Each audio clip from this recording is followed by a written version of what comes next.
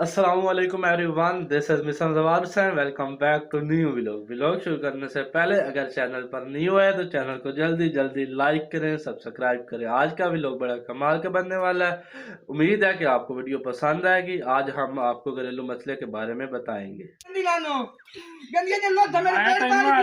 चौक पर खलो क्यों चुप करा? मैं जवाब बिलानी है मेरे लइया में उरा और बात कर मलाई करेंदी मैं गात के मेरे सब उसाड़ मार दे भाई तो मार कर कमी मैं नहीं जो नहीं तब ये सेलवे खोसे ले जना दांत का डंड लगी फिरते नहीं कावड़ा में लगी फिरते लड़ाई झगड़े से आज माता वंदी पर ला पकड़ी लो लो ताइनु मैं आखे आई से बा वही थे हूं तो हमारा हो तो तबीयत में साथ आई छवा ने मैं वंदी कर रही मैं रख दूंगा भाई दिया मैं वंदी पे मार जाई आना मैं अपने पियो तो नाम नहीं आई तो मेरे भाई मान चले हम दोबारा बैठ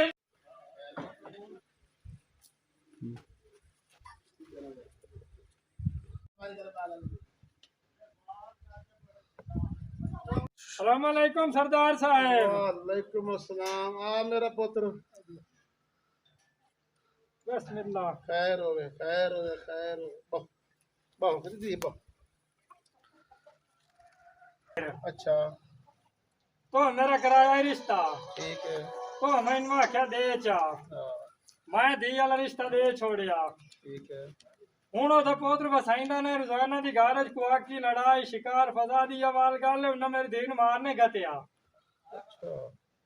मैं इधर पैगाम गया तो मैं उसे टाइम आया एक को गारज ना जनाब कड़कार पिया खलोता आई ते मैं तो मुड़ लेंदा ते तेरे कोल आ गई हूं जिवें तू कर छोड़े हूं ये चंगी तो काई नहीं है भी मैं तेरे आखा ना रिश्ता दिता ਹੁਣ ਵੇਖੇ ਨਾ ਇਹ ਹੁਣ ਆਏ ਦਿਨ ਦੀ ਗੱਲ ਹੈ ਕਿਵੇਂ ਗੱਲ ਹੈ ਕਦੋਂ ਦੀ ਗੱਲ ਹੈ ओए तो कलोकी परसों की गल होई ते मुड़ मैं काम धंधे रू दवा ते आ पिया मैं आखे उन्हें कोई लाड़े गारज हो जाती है थोड़ी घनी लड़ाई झगड़ा ठीक है। हाँ ते मुड़ मैं तो चुप करके वधा रही हूं मैं तो मुड़ आज मोड़ गया पैगाम ते मैं खलोता मुँह पांदा करेंदा ते मुड़ मैं तू बाज पिया मैं आखे पता तो करा भाई इतना चार जड़े पहले ही मरना है ਮੈਂ ਮੋੜ ਨੂੰ ਸਦਵਾ ਲੈਣਾ ਸ਼ਮੇ ਨੂੰ ਸਦਵਾ ਲੈਣਾ सदवायो ਸ਼ਮੇ ਨੂੰ ਮੈਂ ਸਦਵਾਈਨਾ ਤੇ ਮੇਰਾ ਜਾਨ ਮੈਂ ਪੂਰਾ ਇਨਸਾਫ ਕਰੇ ਸਾ ਕਿਉਂ ਜ਼ਿਆਦਤੀ ਕਰੇ ਤੁਹਾਡੇ ਨਾਲ नहीं इंसाफ चाहिए सन ਮੇਰੀ ਪੱਗ ਕਿਉਂ ਰੁਲਾਵੇ ਜ਼ਮੀਨ ਤੇ ਮਿੱਟੀ ਤੇ ਕਿਉਂ ਮੇਰੀ ਪੱਗ ਮੈਂ ਕੋ ਭੈੜਾ ਕੀਤਾ ਉਹਨਾਂ ਦੇ ਨਾਲ मैं तो तेरे सामने आया नहीं मुंह ਨਹੀਂ ਮੇਰਾ ਜਾਨ ਮੈਂ ਸਦਾਈਨਾ ਮੈਂ ਤੂੰ ਮੇਰਾ ਪੁੱਤ ਰਹਿਣ ਕਰ ਇਹ ਗੋੜੀ ਨੂੰ ਛਿਕਲਾ ਤੇ ਲੱਗ ਜਾ ਕੇ ਸ਼ਮੇ ਰਲਾਇਆ ਆ ਸਰਦਾਰ ਸਦੇਂਦਾ ਪਿਆ ਹੈ ਜਾ ਮੇਰਾ ਪੁੱਤ ਜਲਦੀ ਚਿੰਤਾ ਨਾਲ ਹੀ ਆਵਣਾ ਹੈ ਹਾਂ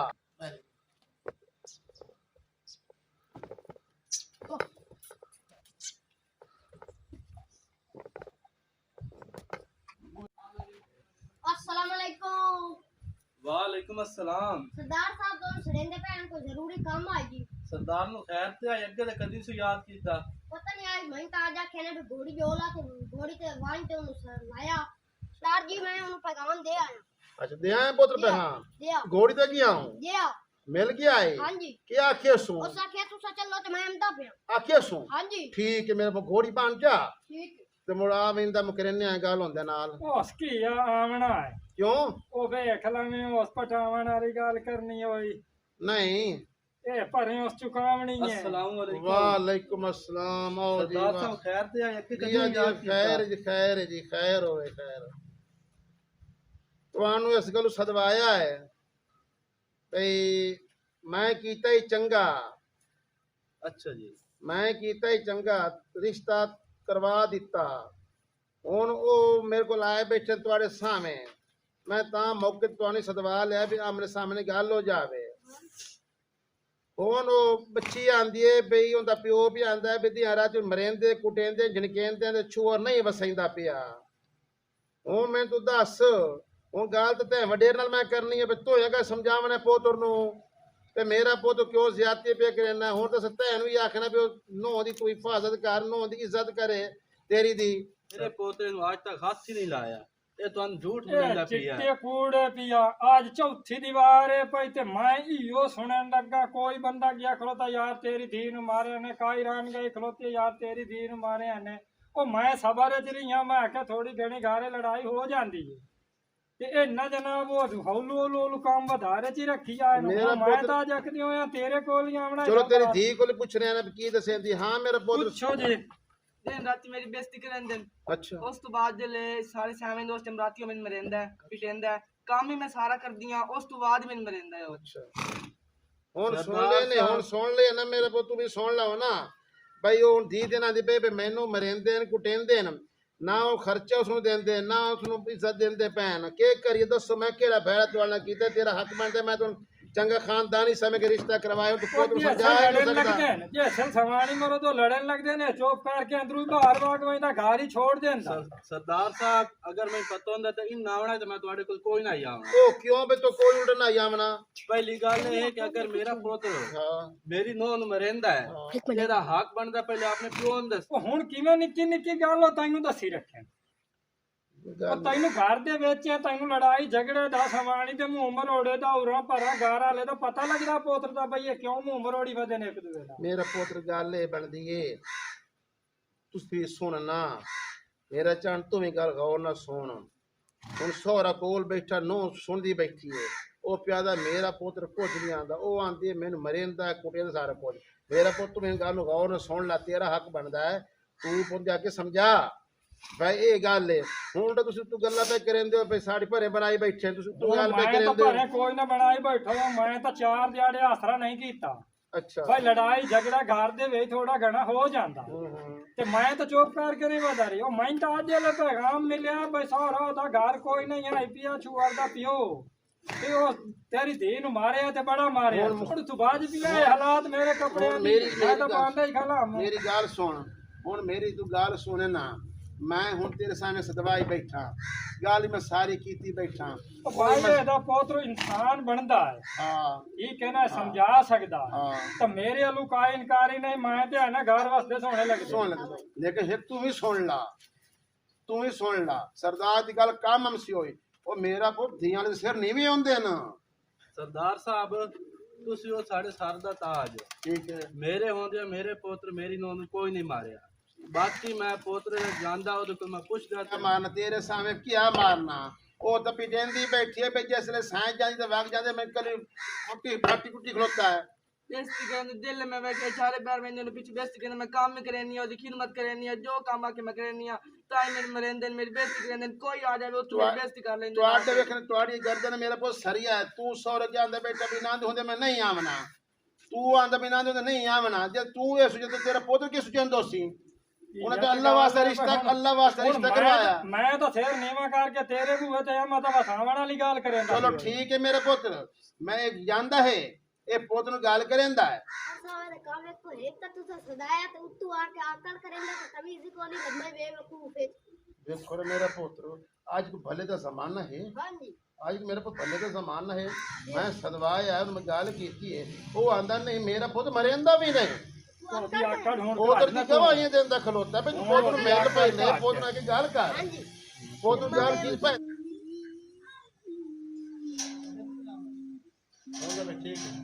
ਐ ਮੇਰਾ ਪੁੱਤਰ ਕੀ ਬਣਿਆ ਈ ਮਾਰੋ ਸਗਈਏ ਤੇ ਪਿਓ ਕੀ ਦੇਈ ਦੀ ਹਾਲਤ ਵੇਖੀ ਸਵਾਣੀ ਨੂੰ ਸਾਈ ਆਈ ਤਾਂ ਹੇਕ ਉਹਦੇ ਰੋਂਦਾ ਬੈਠਾ ਤੂੰ ਜਾਈਦੇ ਰੋਂਦਾ ਕੋਈ ਨਹੀਂ ਮੈਂ ਮੇਰੇ ਪੁੱਤ ਐਲਾ ਅਮਰੂਦ ਖਾ ਲੈ ਲਾ ਪਹਿਲੇ ਮੇਰੇ ਪੁੱਤ ਮੇਰਾ ਪੁੱਤਰ ਤੂੰ ਮੇਰੀ ਗੱਲ ਸੁਣ ਮੇਰਾ ਪੁੱਤ ਤੂੰ ਮੇਰੀ ਗੱਲ ਸੁਣ ਸਵਾਣੀ ਰੁਸਾ ਲਈਏ ਤੁਹਾਨੂੰ ਹੁਣ ਨਾ ਸਰਦਾਰ ਨੂੰ ਆ ਕੇ ਮੈਂ ਸਵਾਣੀ ਨਾਲ ਦੀ ਸਾਈ ਕਰਾ ਜਿਹੜੀ ਗਲਤੀ ਹੋ ਗਈ ਹੈ ਉਹ ਮੇਰਾ ਸਰਦਾਰ ਬਣ ਗਈ ਤੇ ਮੈਂ ਉਹਦਾ ਨੌਕਰ ਬਣ ਗਿਆ ਜਿਵੇਂ ਉਹ ਸੀ ਮੈਂ ਉਂਝੇ ਕਰੇ ਸਾ ਉਹਦਾ ਹੁਕਮ ਮੇਰਾ ਸਿਰ ਦਾ ਤਾਜ ਹੈ ਬਸ ਠੀਕ ਹੈ ਨਹੀਂ ਕਰੇ ਨਾ ਤੇਨੇ ਮੇਰੇ ਪੁੱਤ ਭਾਈ ਤੇ ਜਾ ਭਾਈ ਤੇ ਜਾ अस्सलाम वालेकुम ਵਾਲੇਕੁਮ ਅਸਲਾਮ ਆਪਾ ਕੀ ਹਾਲ ਹੈ ਆਓ ਜੀ ਆਓ ਜਾਓ ਪੁੱਤਰ ਬਾਓ ਕੀ ਹਾਲ ਹੈ ਪੁੱਤਰ ਹਾਏ ਜੀ ਪਰ ਸ਼ਾਬਾਸ਼ ਆ ਮੇਰਾ ਪੁੱਤਰਾ मेरे पास किਵੇਂ ਦੇਖਦੇ ਆ ਮੇਰੇ ਪਾਸ ਆ ਜਾਓ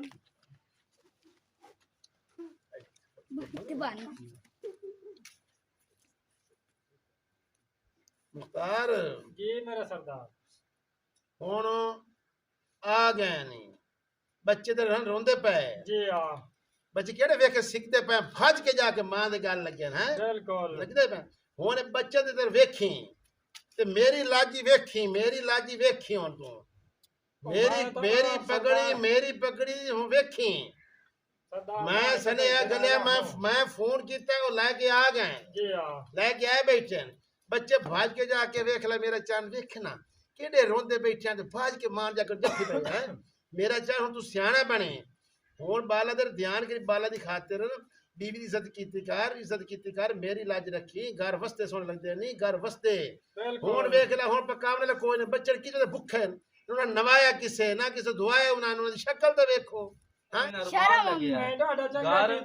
घर वस्ते सोने लगते हैं बिल्कुल घर नु घर बना ते सवानी नाल सलूक प्यार वधा मियाँ बीवी के मसाइल में बच्चों की तरबियत में कमी आ जाती है, इत्तफाक में बरकत है, लिहाजा मियाँ बीवी को आपस में इत्तफाक में रहना चाहिए।